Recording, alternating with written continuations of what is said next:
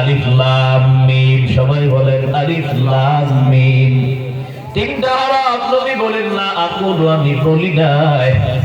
আলিফ আলিফ লাম মিম তিনটা মিলে একটা হরফ। বাল আলিফুন হারফুন ওয়া লামুন হারফুন ওয়া মিমুন হারফুন। প্রতি হরফে এমন একটা নেকি দিবে যেই নেকিটা 10টা নেকির সমান। মদিনার নবী জানায়, ও উম্মত শুনে নাও, কেউ অর্থ জানুক আর না জানুক, বললো আলিফ লাম মিম। সবাই বলেন আলিফ লাম মিম। মদিনার নবী জানায়, অর্থ কেউ জানে না, কিন্তু সাথে সাথে আমার মালিক 30টা নেক যোগ করে দিছি। দাম আছে না নাই? আসলে বলেন আছে না নাই? এই জন্য কোরআনের সাথে সম্পর্ক লাগাও, কে দামি বানায় দিবে? উলামায়ে কেরামের কোনো সম্মান নাই, ব্যক্তিগত কোনো ক্রেডিট না, কিন্তু না উলামায়ে কেরাম রাস্তা দিয়ে যখন যায় মানুষ সম্মান করে সালাম দেয়, কত আদর আপ্যায়ন করে। হুজুর চা খেয়ে যান, কেন করে? হুজুরের টাকা বেশি, ক্ষমতা বেশি। না না, হুজুরকে সম্মান করে না, তাকে সম্মান করে যাব। উলামায়ে কেরাম আল্লাহর কিতাব সিনায় লাগাইছে, সিনাটারে দামি কে বানায় দিছে? কোরআনের সাথে যাদের সম্পর্ক ভালো, তাদের মর্যাদা আমার মালিক বাড়ায় দিবে।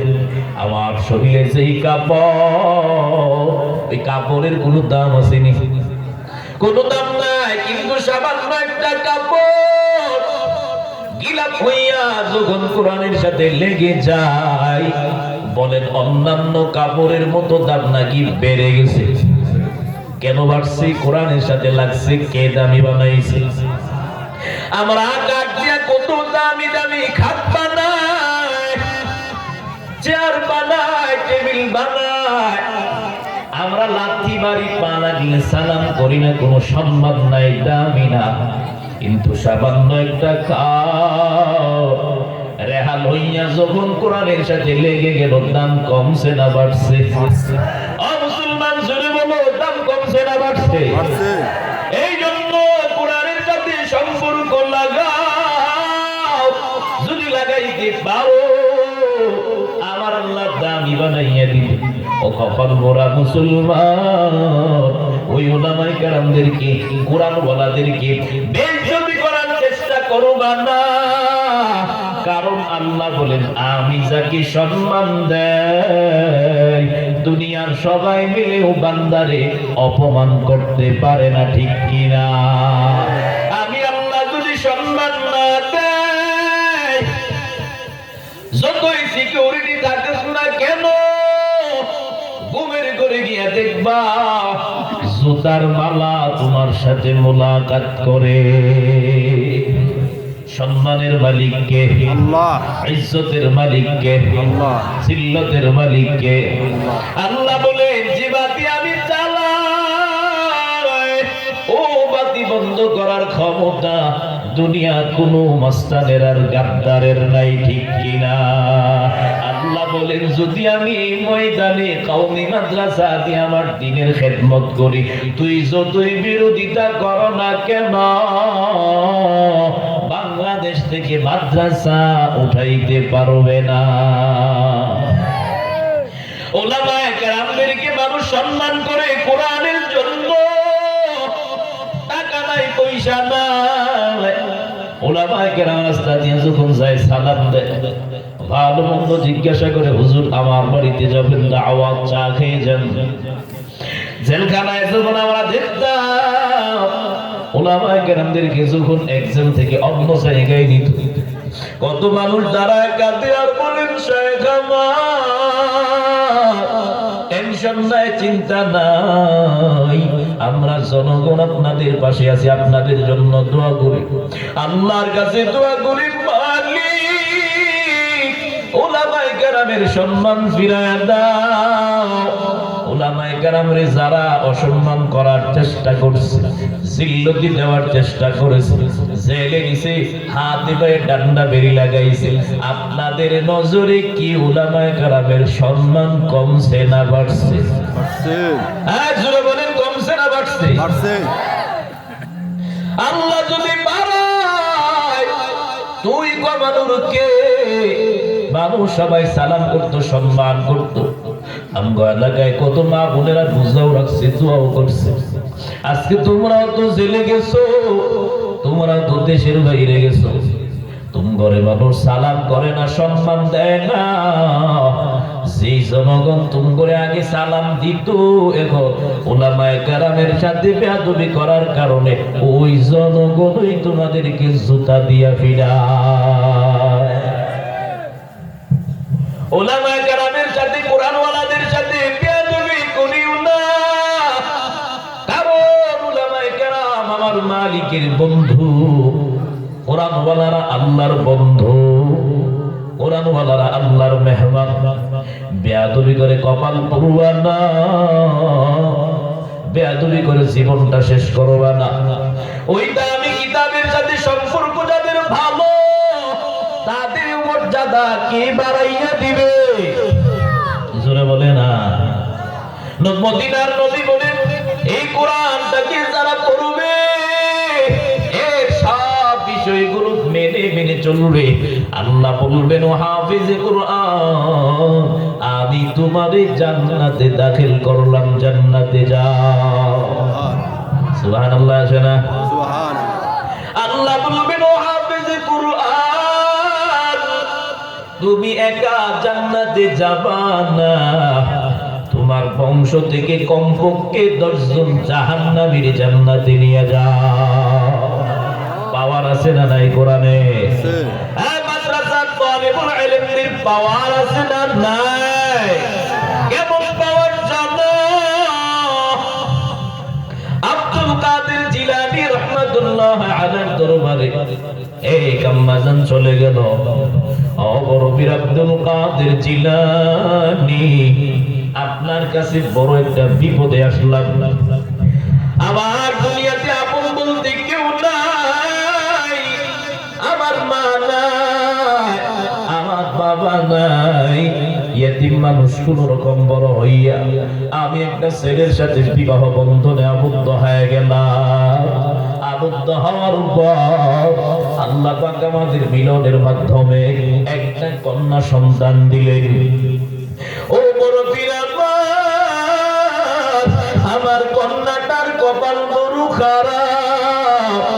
আমার কন্যাটা দুনিয়ায় আসার আগে ওর বাবা দুনিয়া থেকে চলে গেছে, মানে আমার কন্যাটা এতিম হয়ে গেছে। ও বড় পীর, আমার কন্যাটার চেহারার দিকে তাকাইলে আমার ক্ষুধা নিবারণ হয়ে যেত।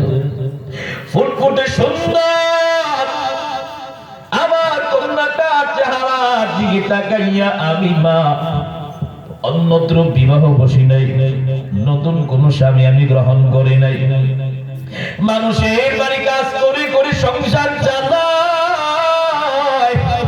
আমার কন্যাটারে বড় বানাইলাম। দুনিয়াতে আপন বলতে আমার কন্যাটা ছাড়া আর কেউ নাই, আমার কন্যাটাই আপন। ওর সাথে আমি আমার সুখ দুঃখ শেয়ার করে করে করে আমার দিন পার করতেছি। কিন্তু আস্তে আস্তে আমার কন্যাটা বড় হয়ে গেল। এখন আমি মা হিসাবে একটা দায়িত্ব পালনের জন্য আমার কন্যাটারে অন্য একটা ছেলের সাথে বিবাহ দিব মনে বড় তামান্না। আমার কন্যাটা বিবাহের উপযুক্ত হয়ে গেল, আমি একটা ভালো সন্তান যদি পাই কন্যাটারে বিবাহ দিয়ে দিব। ও বড় পীর, আমার কপাল খারাপ। গত 3 দিন আগে আমার কন্যাটাও দুনিয়া থেকে চলে গেছে। এখন আমি বড় অসহায় হয়ে গেলাম। আমার আপন বলতে দুনিয়ায় কেউ নাই, মাও নাই, বাবা নাই, ভাই বোন কেউ নাই। স্বামীর ঘরে আসলাম, স্বামীও নাই। শেষ পর্যায়ে সন্তানটা বঞ্চিত, সন্তানটাও নাই। 3 দিন হয়ে গেছে, চলে গেছে, আমার মনটা বড় বেকুল। আমার কন্যাটারে যদি আমি এক নজর দেখতে পারতাম, কারণ সন্তান যদি মা বাবার আগে কবরে যায়, মা বাবার কলেজা মানে না। আমগো এলাকায় ছোটবেলা আমগো একটা সাথী মারা গেছে, ছোট মানুষ ছিল। ঈদের দিন তাকায় দেখি আমরা যখন খেলাধুলা করার জন্য দুপুরবেলা ঘর থেকে বের হয়, তাকাইয়া দেখি ওর মা কবরস্থানের পাশে দাঁড়াইয়া দাঁড়াইয়া কাঁদে। কারণ সন্তানকে মা বাবা নিঃস্বার্থভাবে ভালোবাসে। কত মা সন্তানের কিছু হইলে পাগলনি হয়ে যায়। ও মুরব্বি, আমার কন্যাটা নাই, যদি কবরের মাটি উঠাইয়া দেখা যায় হইত, কবরের মাটি সরাইয়া যদি দেখা যায় হইত, আমি মাটি সরাইয়া আমার কন্যাটারে আমি নজর দেখতাম, দেখলে মনে বড় শান্তি পেতাম। কিন্তু না না, কবরের মাটি তো সরানো যাবে না। আপনার কাছে আমি আসলাম, এমন একটা আমল আমাকে বলে দেয়, যে আমলটা করার কারণে আমি আমার কন্যাটারে স্বপ্ন যুগে দেখব। বড় পীর বলেন, মা তুমি বাড়িতে যাও, গিয়া প্রতিদিন ঘুমানোর পূর্বে সূরা তাকাসুর পড়ে পড়ে ঘুমাও। সূরা তাকাসুর পড়ে পড়ে ঘুমাও। আলহাকুমুত তাকাসুর হাত্তা যুরতুমুল মাকাবির, কাল্লা সাওফা তা'লামুনা সুম্মা কাল্লা সাওফা তা'লামুন, আল্লা লাউ তা'লামুনা ইলমাল ইয়াকিন লা তারাবুন্নাল জাহিম সুম্মা লাতারাবুন্নাহা আইনাল ইয়াকিন সুম্মা লাতুসআলুন্না ইয়াওমা ইযিন আনিন নাঈম।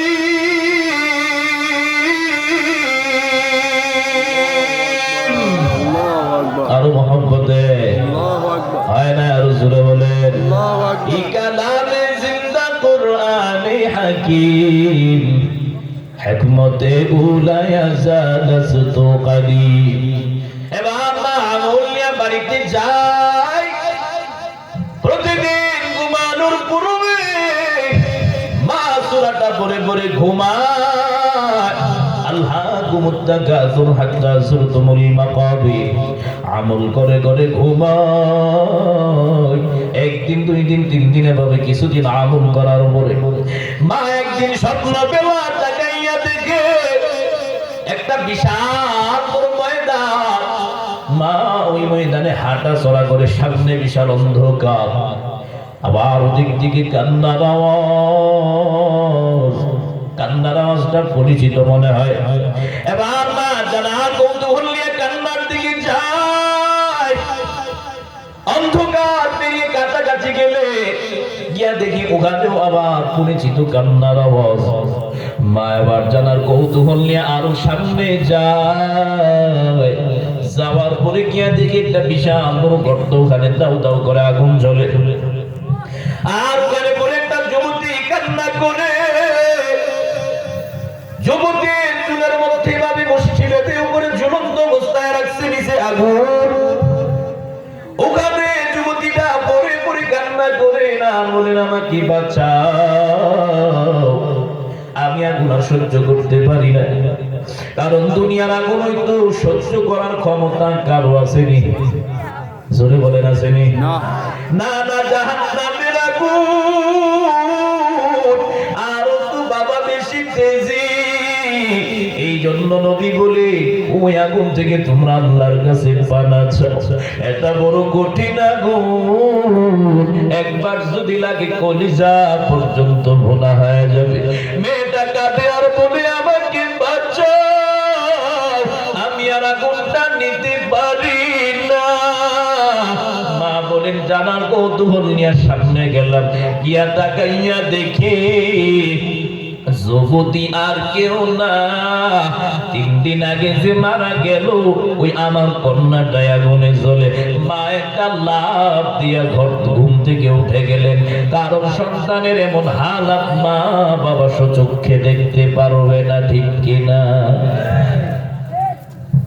সন্তান যতই খারাপ হোক না কেন, কোন মা বাবা সন্তানের জন্য বদদুয়া করে না, বরং দোয়াই করে, ঠিক নেই? সন্তান বুঝে না মা বাবারে কষ্ট দেয়, সন্তান বুঝে না মা বাবারে আঘাত করে। যত আঘাত করো না কেন মা বাবা সহজে বদদুয়া করে না, আর করাও লাগে না। যদি মা বাবারে বেশি পরিমাণে কষ্ট দাও, একবার যদি অন্তর দিয়া কষ্ট পেয়ে চোখ দিয়া পানি বের হয়ে যায় বা উহ বা আহ বলে, মদিনার নবী বলেন তোর জীবন বড় বরবাদ হয়ে যাবে। মা বাবারে কষ্ট দিলে আরশ পর্যন্ত কেঁপে যায়।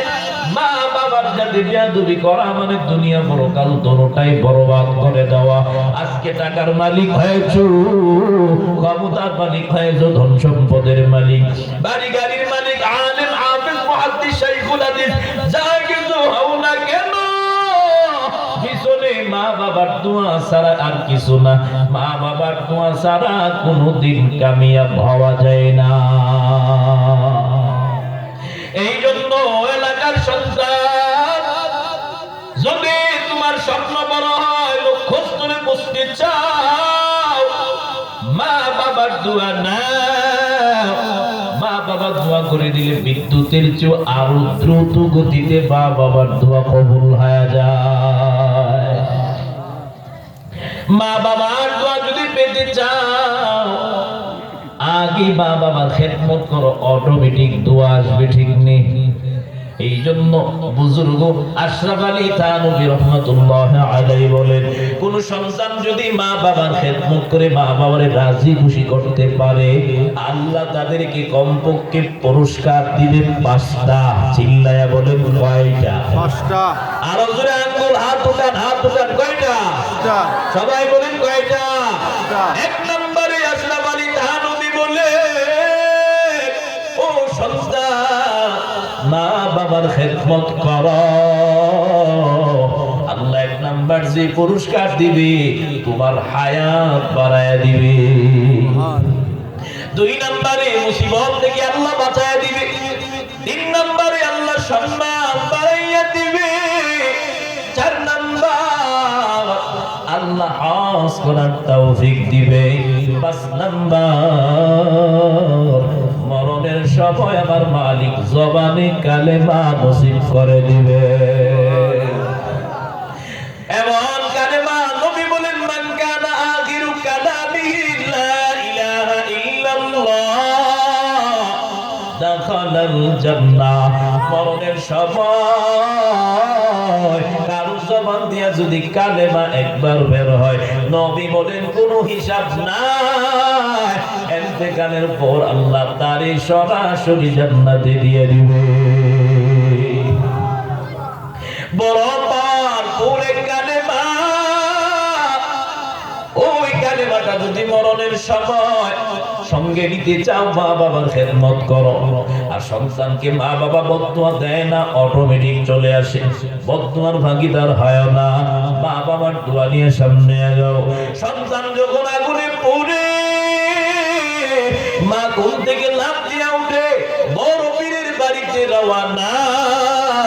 ও বড় পীর আব্দুল কাদের, আপনি আমল দিয়েছেন, আমল আমি করলাম, আমল দিয়েছেন পুঙ্খানু ভাবে আদায় করলাম, ফলাফল পাইলাম, আমার কন্যাটারে আমি দেখলাম, তবে এমন ভাবে দেখবো আমি এটা তো চাই না, আমার কন্যাটারে আগুনে দেখবো, এমন আশা তো আমি মা করি নাই। আমার কন্যাটা আগুনে, আমি মা কেমনে সহ্য করবো? বড় পীর বলেন, তোমার কন্যা তো আগুনে যাওয়ার কথা না, তোমার কন্যা কেন আগুনে গেল? কন্যা কেন জাহান্নামে গেল?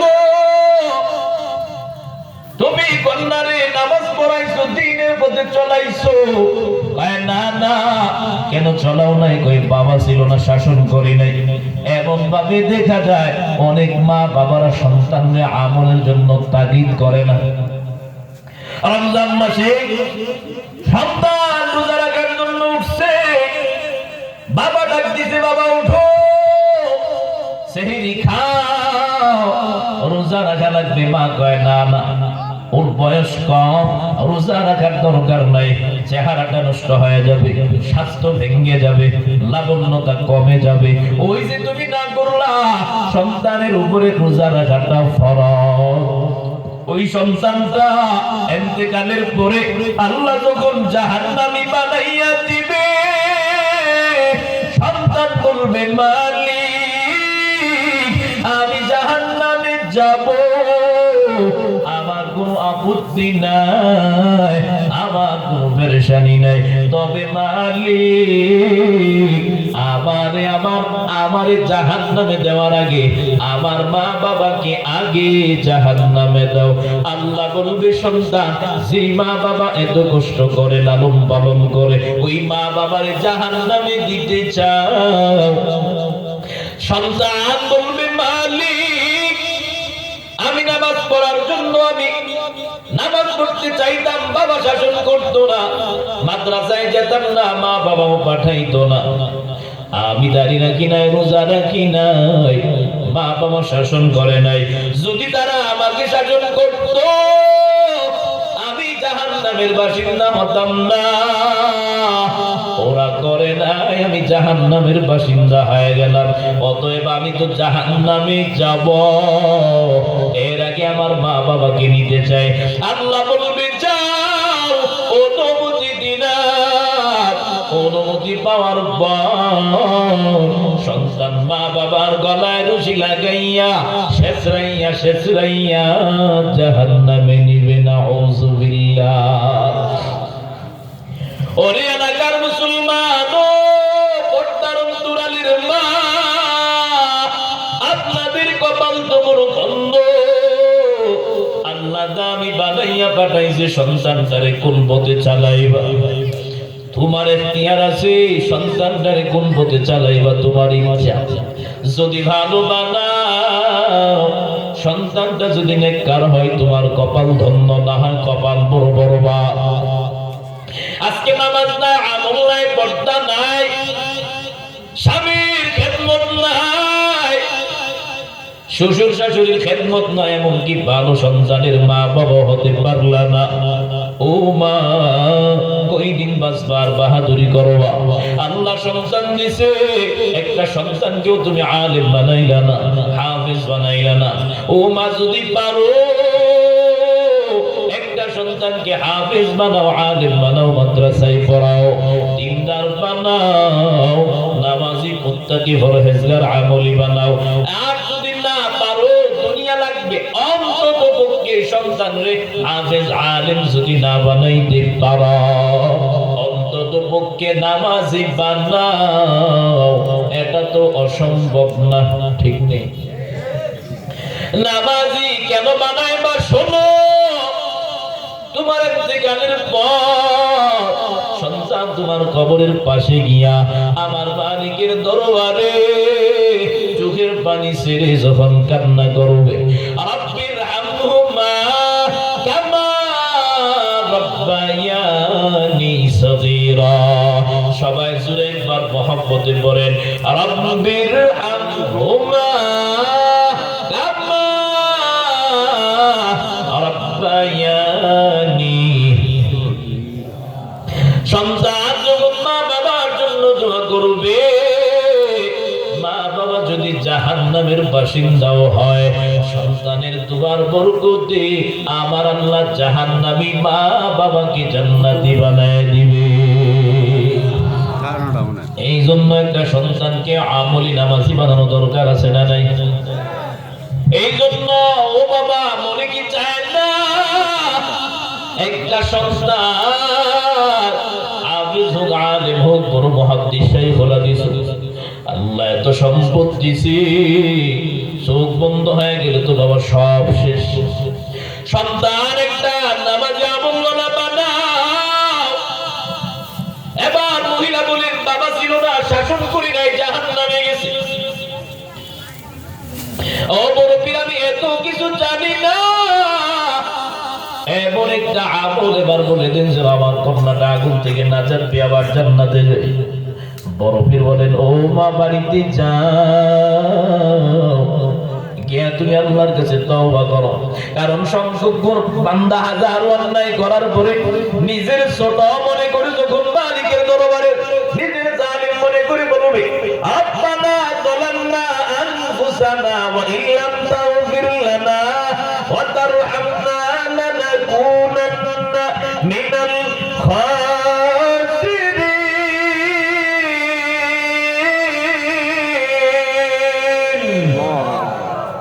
জোরে বলে না, এটি আওয়াজ জোরে বলেন আল্লাহু আকবার। আল্লাহ, আমার মতো জালিম কেউ নাই, আমার মতো খারাপ কেউ নাই, আমার মতো অন্যায়কারী কেউ নাই।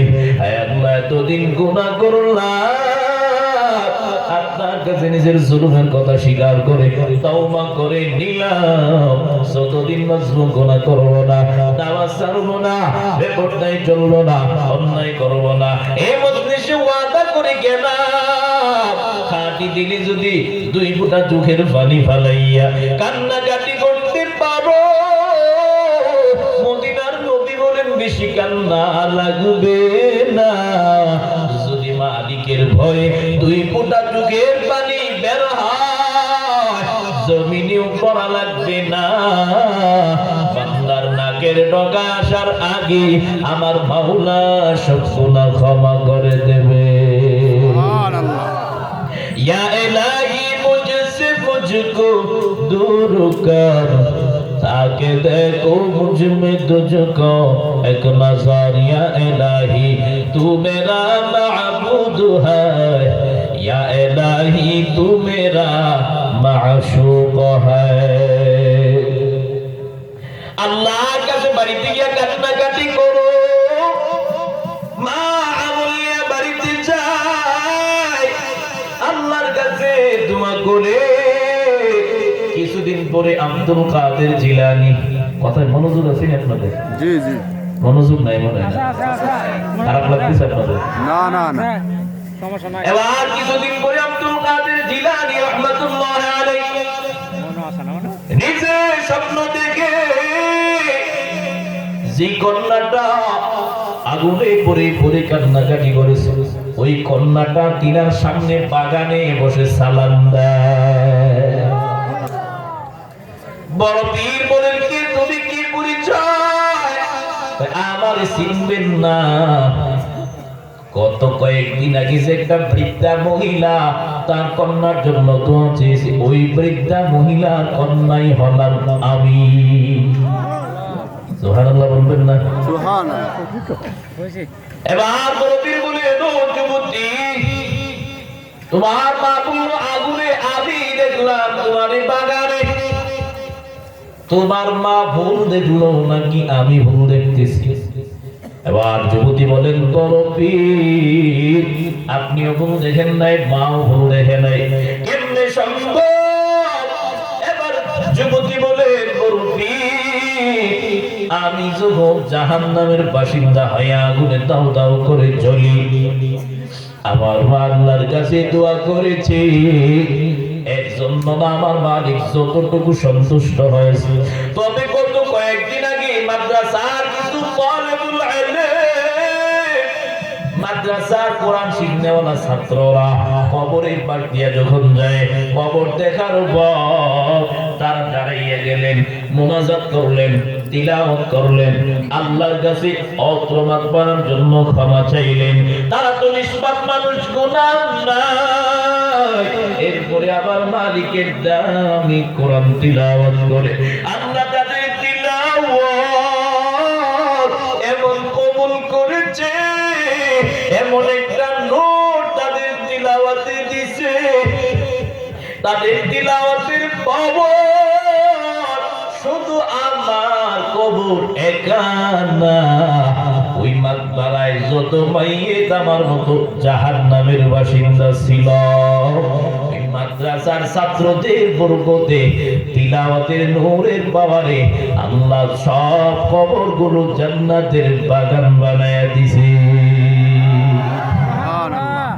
আতিনা ফি দার দুনিয়া হাসান, আতিনা ফি দার উকবানা হাসান, ইয়া গিয়াতান মুস্তাগীথিন আহদিনা ইফতিখারা বিল উলুম ওয়াল গিনা। মাদ্রাসার তালিবুল ইলম ছাত্রদের পাওয়ার আছে না নাই? জোরে বলেন আছে না নাই? তাদের কোনো ব্যক্তিগত ক্রেডিট না, পাওয়ার না। কেন পাবো? বলে মালিকের কোরআন সিনাই লাগাইছে, পাওয়ার কে বাড়ায় দিছে? আল্লাহ। আরো জোরে বলে আল্লাহ। কাই লেগে গেছে না? এই লেগে গেছে সবাই। জোরে বলে কার দেওয়া পাওয়ার? আল্লাহর। আরো মহব্বতে বলেন কার? আল্লাহর। এই জন্য বাবা শুধু মাদ্রাসার তালিবুল ইলমদের দাম এমন না, যারা এই কোরআন শিখার জন্য ঘর থেকে বের হয় তাদের প্রতি আমার মালিকের রহমত নাজিল হয়ে যায়। কোরআন শিখার জন্য কেউ ঘর থেকে বের হয়ে গেল, মদিনার নবী জানায় কোরআন শিখতে পারে নাই কিন্তু বের হয়ে গেছে, এর ভিতরে যদি মারা যায় আল্লাহ তার শাহাদাতের মর্যাদা দিয়ে দিবে। এবং তারা যদি রাস্তা দিয়ে হাঁটে তাদের কেমন দাম জানো? মদিনার নবী বলে কোরআন শিখনেওয়ালা বান্দারা তালিবুল ইলম ছাত্ররা যখন রাস্তা দিয়ে হাঁটে আল্লাহর নূরের তৈরি ফেরেশতারা তাদের পায়ের নিচে সম্মানজনক নূরের ফর বিছায়া দেয়। আর জোরে সুবহানাল্লাহ। সুবহানাল্লাহর আওয়াজে বোঝা যাইতেছে আপনারা হাঁটলেও মনে বিছায়া দেন। আপনারা হাঁটলে বিছায় বিছায় না, আপনার নেতা হাঁটলে বিছায়নি, আপনার পীর জোরে বলেন না বিছায় না, কাদের জন্য বিছায়? ভাই মাদ্রাসার তালিবুল ইলম ছাত্ররা যখন রাস্তা দিয়ে যায় আল্লাহর নূরের তৈরি ফেরেশতারা তাদের পায়ের নিচে সম্মানের বিছানা বিছায়া দেয়। তোমার আমার পায়ের নিচে না, আমার বাবার পায়ের নিচে না, আমার নেতার না, আমার নেতার পায়ের তলে নূরের ফল বিছাইব তো দূরের কথা, আমার নেতার জুতা দিয়ে বাইরেই জনগণ কুল হয় না। জুতা গাইল না কেন খায়? এই কোরআনের সাথে জিয়াদতি করছে, ঠিক নেই? ওরে একবার পরে থাকা অবস্থায় বারবার শুধু বলতো হেফাজত খেলাফত মাদ্রাসার জঙ্গি। নাউজুবিল্লাহ। হেফাজত খেলাফত সর্বনায় যত দল আছে সব জঙ্গি। কথায় কথায় বলতো পাকিস্তান যা, দেশে কি করো? পাকিস্তান যা। ওর বাবার দেশ বলেন না, ওর বাপের দেশ না, ও ভাড়াটা কি আমরা না, আমরা কি জনগণ না? আমাদের কি অধিকার নাই টাকার? আছে। তুই কে বলার জন্য? দেশে থাকবো না যাবো, তুই কে বলার জন্য? জনগণ কালের বিবর্তনে ব্যবধানে হেরে এমন আপ্যায়ন করছে কুড়ের মধ্যে, হেরে সাপতে সাপতে হেরে একটা বিসি বাজায় বেয়াদবি করস বেটা, বাবার সাথে বেয়াদবি করস জায়গা না। আর বলতো কি আরেক বেঈমানে বলতো মাদ্রাসা এখন বেঙ্গের চাকার মতো গজায় গেছে। নাউজুবিল্লাহ। আপনাদের এই মাদ্রাসা হওয়াতে এলাকার কি ক্ষতি হয়েছে বলেন?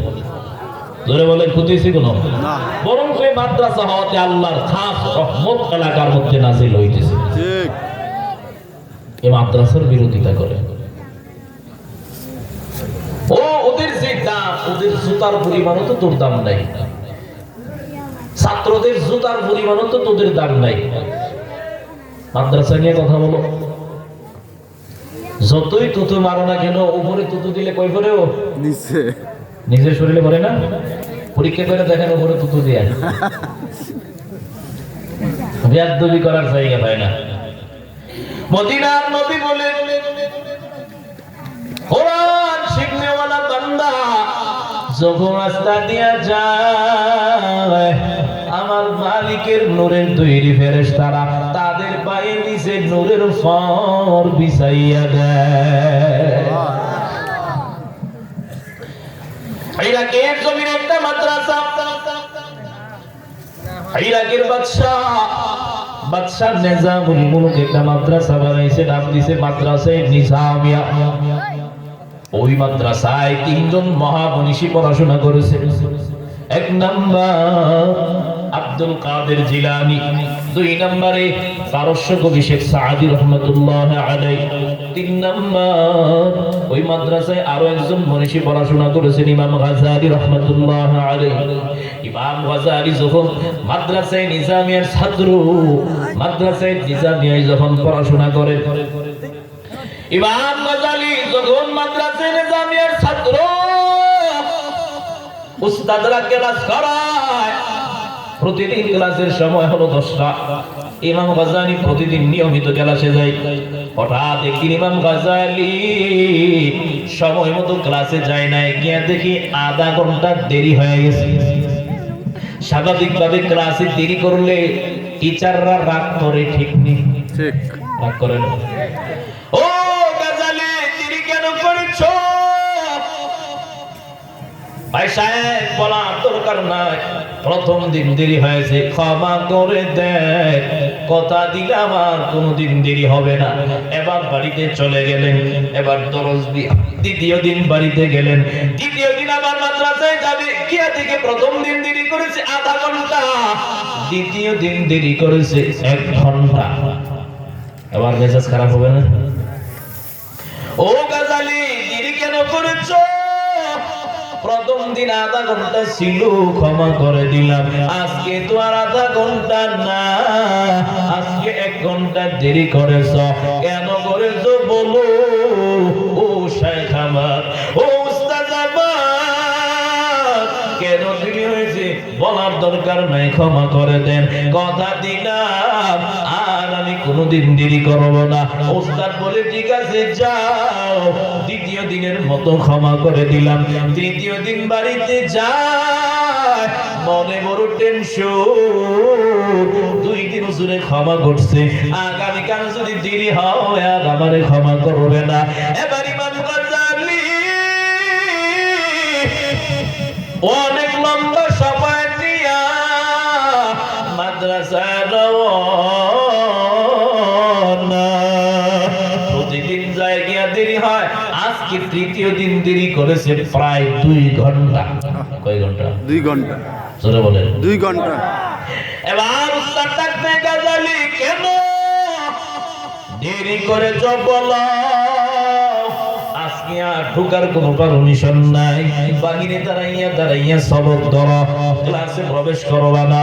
গাজালি কিতাব নিয়ে বাইরে দাঁড়ায়, চোখের পানি সেরে সেরে কান্না করে কিতাব নিয়ে পড়া ধরে।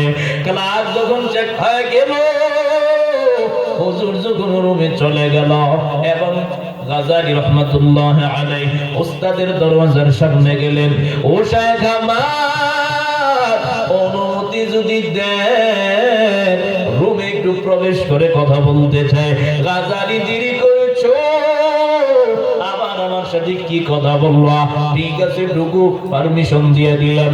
উস্তাদের রুমে যখন যায়, চোখের পানি সেরে সেরে গাজালি রহমাতুল্লাহ আলাইহি কাঁদে।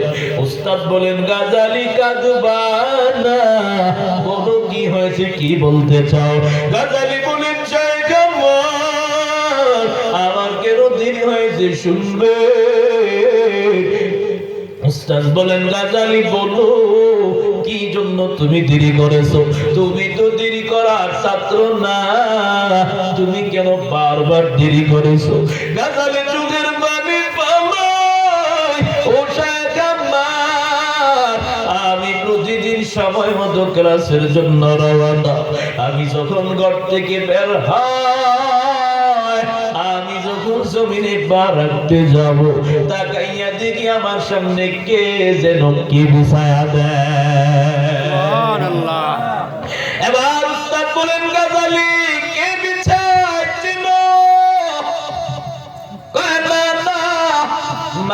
নাকি অন্য কিছু তাও বোঝা যায় না, কি বিচার তাও ধরা যায় না, তবে অনুভব করা যায় কে যেন কি বিচার দেয়।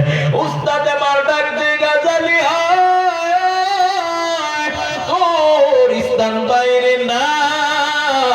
এতদিন পর্যন্ত ছাত্র পড়াইলাম, আমার ছাত্রের অভাব নাই, আমার হাজার হাজার ছাত্র, লক্ষ লক্ষ ছাত্র, আজ পর্যন্ত এমন ঘটনা শুনি নাই। ও গাজালি তুমি ভালো করে শোনো, তোমার যা দেখেছো সব সত্যি দেখেছো, তারা কিছু না, তারা হলো আমার মালিকের নূরের তৈরি ফেরেশতা।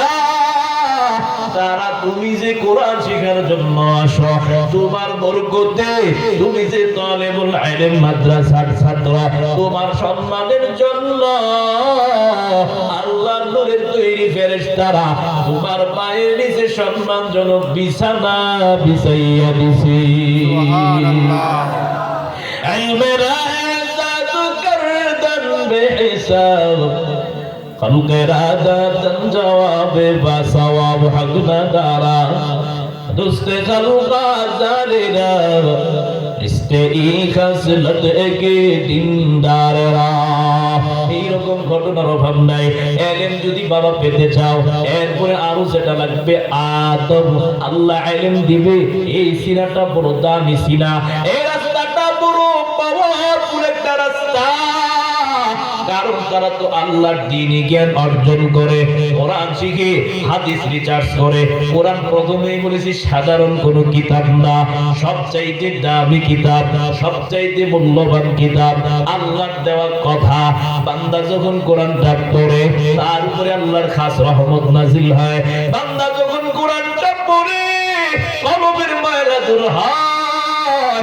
ওই জন্য এলাকার মুসলমান আল্লাহর কাছে তাওফিক কামনা করো, যারা পড়তে পারো বেশি বেশি কোরআনটা তিলাওয়াত করো, যারা পারো না তাদের কাছে বসে বসে শ্রবণ করো। পড়নেওয়ালা যে সওয়াব, শুননেওয়ালা একই পরিমাণ সওয়াব পাবে। শুনে শুনে সওয়াব অর্জন করে দৈনিক আধা ঘন্টা 1 ঘন্টা করে সময় দাও, দিয়ে কোরআনটা শিখার চেষ্টা করো। কিছু করার সুযোগ নাই, শুধু বুকে লাগাইয়া কোরআনটা মালিকের দরবারে চোখের পানি ফালাও। হায় আল্লাহ, এটা তো তোমার দামি কিতাব, এটা তো তোমার কথা। হায় আল্লাহ, কপাল পুরা আমি পড়তে পারি না, তবে এতটুকু তো জানি হাদা কালাম রব্বি, এটা আমার মাওলার কালাম, এটা আমার মাওলার কিতাব, এটা আমার আল্লাহর কিতাব। বুকে জড়াইয়া যদি চুমু খাইতে পারো, তাতে সওয়াব আছে না নাই? বড় দামি কিতাব, যত তিলাওয়াত করে কোনদিন কানে বিরক্ত লাগেনি। দৈনিক ফাতিহা শুনে মজা কোনদিন কমছেনি না রে বাবা না। কিয়ামত পর্যন্ত মানুষ পড়বে, কিয়ামত পর্যন্ত তিলাওয়াত করবে, কোনদিন তিলাওয়াতের মজা শেষ হবে না। কারণ কোরআনটার মজা আমার আল্লাহ এমন ভাবে দিছে, এক এক জায়গায় এক এক মজা।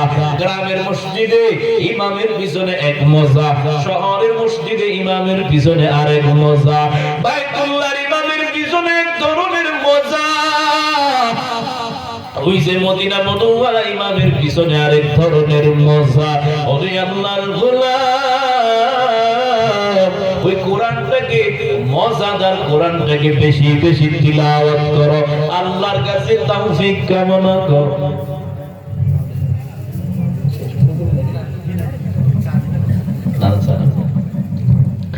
এক একজনের কাছে এক এক ধরনের মজা। আমার পয়গম্বর যখন বসে বসে তিলাওয়াত করতেন, যত বেঈমান আছে সব নবীর চতুর্দিকে বসে বসে তিলাওয়াত শুনত। আর তুই তো মুহাম্মদ, এটা কি পড়ে, মজা শেষ হয় না। আবু জাহাল বিষয়টা খেয়াল করে দেখে এইভাবে যদি মুহাম্মদ তিলাওয়াত করে সব লোক মুহাম্মদের ধর্ম গ্রহণ করবে, না না, এটা তো হতে দেওয়া যাবে না। কারণ সবাই যদি চলে যায় আমার লিডারগিরি শেষ হয়ে যাবে, আমার হাগলামি সাগলামি শেষ হয়ে যাবে। এবার আবু জাহাল আমার নবীর আটকানোর জন্য মানুষ যেন নবীর কাছে না যায়, ইয়ামানে গেলেন, জাদুঘর ভাড়া করলেন, জামালরে ডাকলেন, ও জামাল যা লাগে সব দেব, যা চাইবা সব আমি তোমারে দেব, বিনিময় আমার এলাকায় একটা পাগল আছে, কি যেন করে ওরে তুমি থামাইয়া দিবা, জাদু করে শেষ করে দিবা, আর মানুষে বলবা এটা নিজে থেকে বানাইয়া পরে ষড়যন্ত্র করে। আবু জাহাল আমার নবীর গায়েল করার জন্য কত কিছু করে। আল্লাহ কয় না না, যতই ষড়যন্ত্র করো না কেন, সব ষড়যন্ত্র ভেঙে দেওয়ার ক্ষমতা আমার মালিকের আছে না নাই? ওয়া মাকারু ওয়া মাকারুল্লাহ ওয়াল্লাহু খায়রুল মাকিরিন।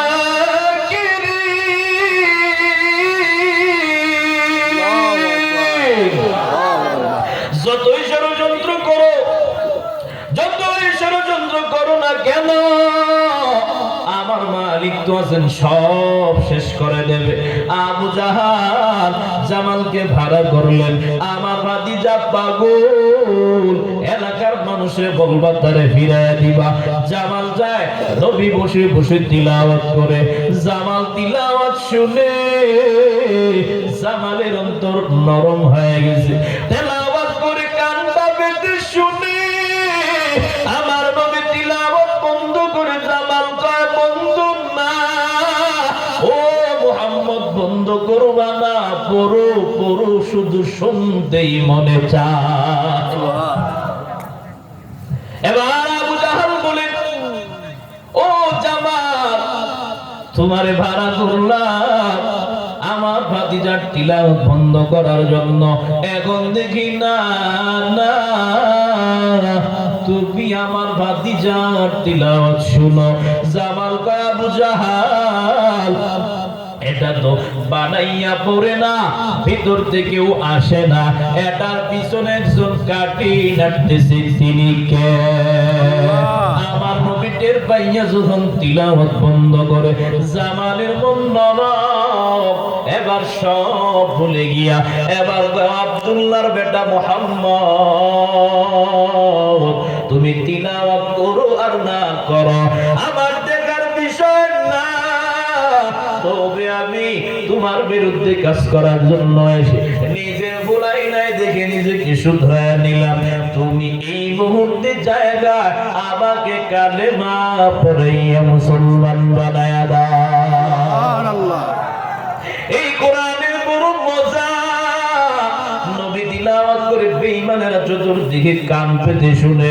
একদিন তারা বৈঠক করলো, মজলিসে বলে সবাই তিলাওয়াত শুনে, না না আগামীকাল থেকে আর শোনা যাবে না, আগামীকাল থেকে কেউ যাবার না, মুহাম্মদের কাছে যাওয়া নিষেধ। একেবারে কঠোর লকডাউন দিয়ে দিল, কারফিউ দিয়ে দিল, কেউ যেতে পারবে না। পরদিন বাড়িতে যায় আমার নবী প্রতিদিনের ন্যায় তেলাওয়াতের জন্য আমার মসজিদে নববী যায়, তিলাওয়াত আরম্ভ করে। প্রতিটা কাফের বেঈমানের মনে বড় চিন্তা, তাদের ধারণা গতকালকে লকডাউন দিছে, আজকে কেউ যাবে না, আমি একা একা যাই মুহাম্মদের তিলাওয়াত শুনে আসি। সবার মনে কথা যখন উদয় হয়, একজন একজন করতে করতে যায়, আমার নবী তিলাওয়াত করে তিলাওয়াতের মধ্য পর্যায়ে যখন চলে গেলেন, একজন একজন করে যেতে যেতে গতকাল যা ছিল লকডাউন দেওয়ার পরেও একই পরিমাণ লোক হয়ে গেছে। এটার কিছু না, আমার মাওলার কোরআনের বড় ফজিলত, এটার মজা, এটা প্রত্যেকটা তিলাওয়াতকারীরা বড় মজা পায়। যাদের কলব পরিষ্কার, যাদের অন্তর ভালো, তারা কোরআন পড়ে মজা পায়, তারা তিলাওয়াত করে মজা পায়। এই জন্য এলাকার মুসলমান ও বৃদ্ধ বাবা, এই কোরআনের সাথে সম্পর্ক লাগাও, কোরআনটারে বন্ধু বানাও। যদি বন্ধু বানাইয়া যেতে পারো, কোরআন তোমারে ভুলবে না। কবরে যখন রাখবে, ডানে বামে সে চতুর্দিকে যাবে, প্রশ্ন করার জন্য আসবে, বলবে বান্দা সবে মাত্র ঘুমাইছে, আরামের ঘুম বান্দার নষ্ট করবা না। বলবে কে তুমি? আমরা মালিকের তরফ থেকে প্রশ্নের জন্য আসলাম। এবার জবাব দিবে আমি বান্দার চরম বন্ধু কোরআন। এই জন্য কোরআন তার বন্ধু বানাও। আপন বন্ধু যদি বানাইতে পারো, ওই কোরআনের গ্রুপ পাবো। এই কোরআনটাকে বাবা শিখার চেষ্টা করো। যারা পারো দৈনিক আধা ঘন্টা 1 ঘন্টা সময় তিলাওয়াত করো। যারা পারো না, যারা পড়তে পারে, তাদের কাছে বসে বসে শ্রবণ করো। সময় হয়ে গেছে, নিজে তাবলীগে গিয়ে শিখার চেষ্টা করো। তাও সময় নাই। একটা সন্তানকে মাদ্রাসায় পাঠাও, আলেম বানাও, হাফেজ বানাও, আমলি বানাও। যদি আমলি মাদ্রাসার কোরআনের হাফেজ বানাইতে পারো, তোমার কপালটা বড় ধন্য। মালিকের দরবারে হাজিরা দিয়া কবরের কাছে যখন তোমারে প্রশ্ন করবে, ও আব্দুর রহমান, ও আব্দুল করিম, তুমি কবরে কি নিয়ে আসছো? আমল যদি নাও থাকে, আল্লাহর কাছে বলবা আমার সন্তানটারে হাফেজ বানাইয়া রেখে আসছে। আমার সন্তান কোরআনের হাফেজ। প্রথমেই বলেছি, একজন হাফেজ কমপক্ষে 10 জন জাহান্নামীকে জান্নাতে নিতে পারবে।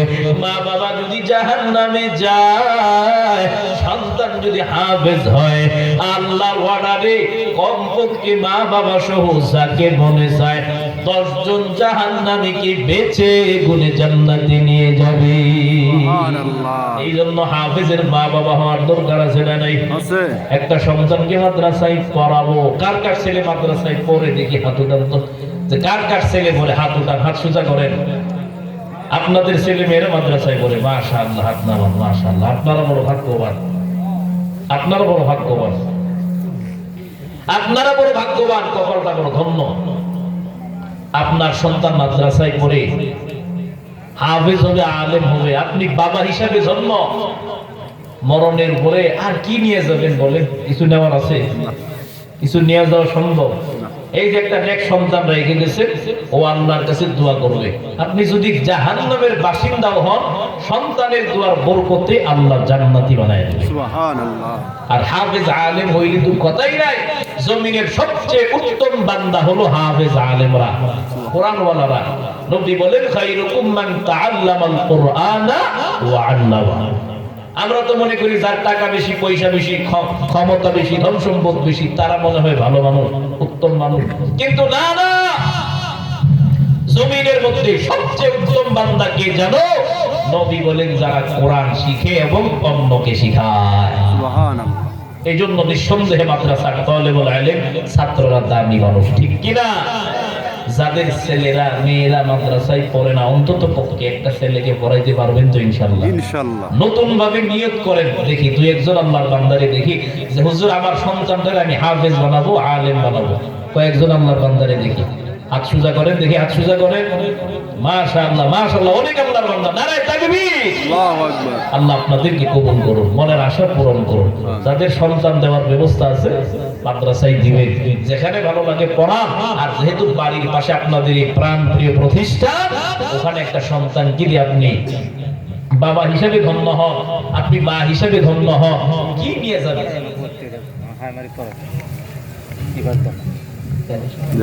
ভালোই